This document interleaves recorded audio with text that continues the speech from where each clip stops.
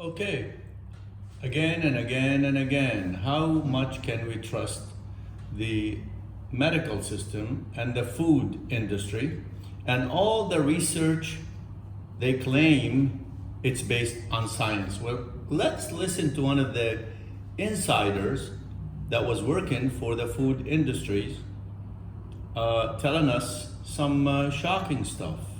And they say don't kill the messenger, but good Lord, your message is god awful. It's funny because I've been in this space for a long time, but this is really like hearing it like this. I've heard people rail like, you got to get the money out of politics. I never really understood what they meant, but I thought they meant campaign donations, but now I'm realizing that this is a far more gnarly setup. Well, the food industry spends 11 times more nutrition research than the NIH, and the NIH itself is able to, obviously it's basically a grant maker organization that gives to folks with conflicts of interest.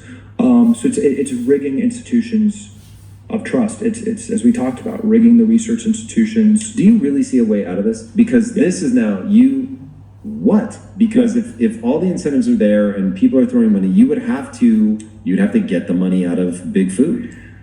I'm a little bit upset you're feeling despondent. This is an optimistic message. There are not podcasts like this in China where, folks are ranting against the incentives of the largest industries in the country.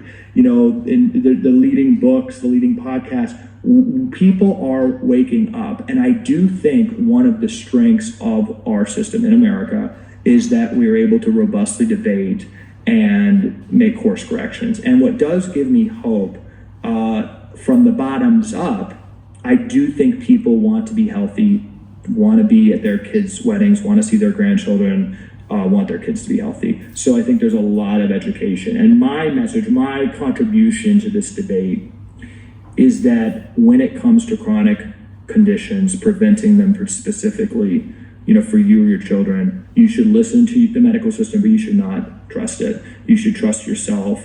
And how do I listen to the system and not trust it at the same time?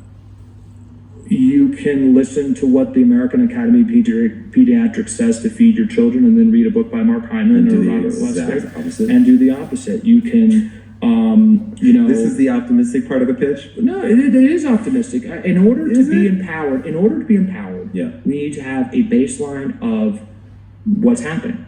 Knowledge about the game we're playing in is required for empowerment.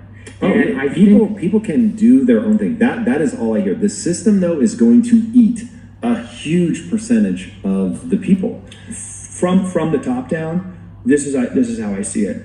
This is the biggest existential threat we have to America. Mm-hmm. We are truly becoming a fat, infertile, sick, depressed population at an increasing rate. Like if you've seen the movie WALL-E, we're truly becoming that. Also divided, everything's political. This will kill, but what gives me hope from a top-down perspective is things that are unsustainable by definition have to stop eventually. Yeah, but in how much pain and agony?